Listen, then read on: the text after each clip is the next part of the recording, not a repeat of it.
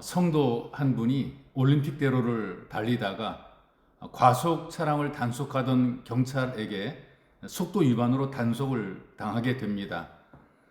여러분, 그 올림픽대로는 막히지 않으면 거의 모든 차들이 그 100km 정도를 달리거든요. 그런데 하필이면 자기 차만 단속을 당했습니다.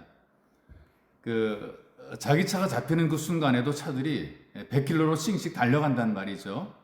근데 억울하게 생각이 돼가지고 교통경찰한테 항변합니다. 좀 보세요. 다른 차들도 다 100km 이상 달리잖아요. 나는 그저 앞차만 따라왔는데 왜 나만 잡습니까? 그랬더니 교통경찰이 이렇게 대답을 해요. 선생님, 바다의 사방천지가 물고기라도 낚시꾼이 그거 다 잡는 거 아니지 않습니까? 여러분, 세상에는 사람이 참 많습니다. 셀 수 없는 그 많은 사람들 가운데에 하나님께서 나를 불러주시고 나를 선택했다는 것이 황홀한 기적이라고 말씀드릴 수가 있습니다.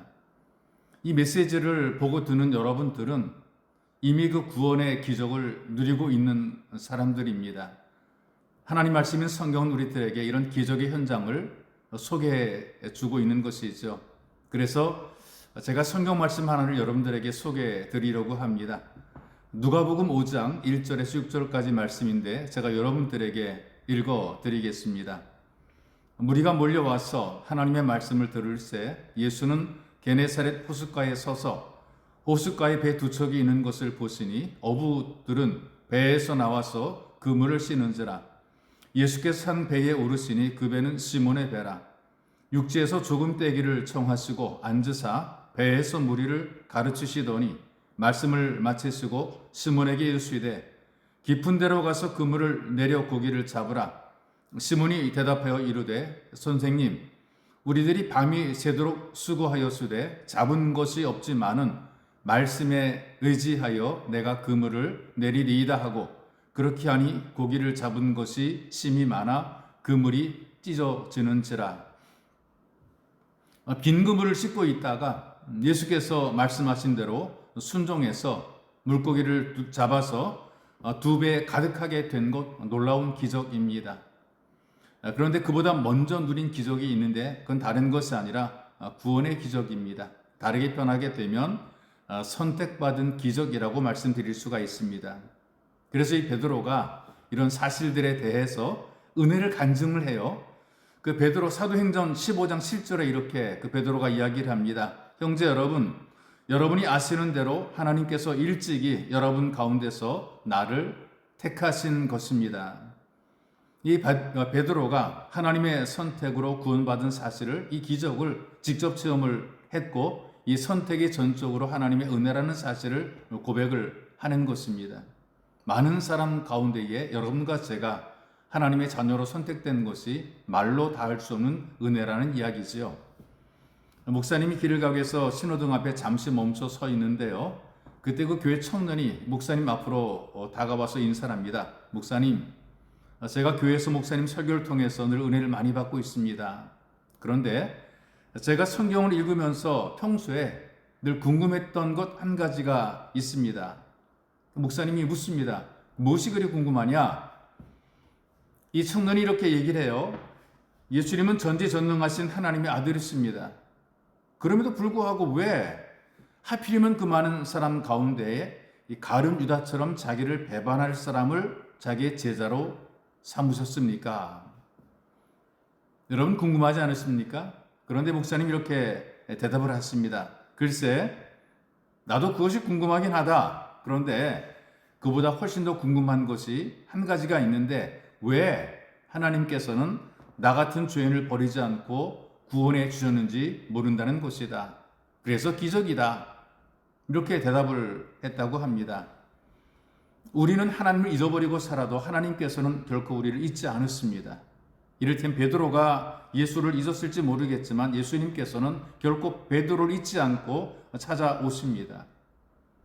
시몬 베드로가 생선 비린내 나는 지저분한 배 위에서 또 배를 타고 일하다가 내려와서 그물을 씻고 있습니다. 그런데 예수님께서는 그 시몬 베드로의 지저분한 비린내 나는 배를 이용해서 천국 복음 강단으로 쓰신 것이죠.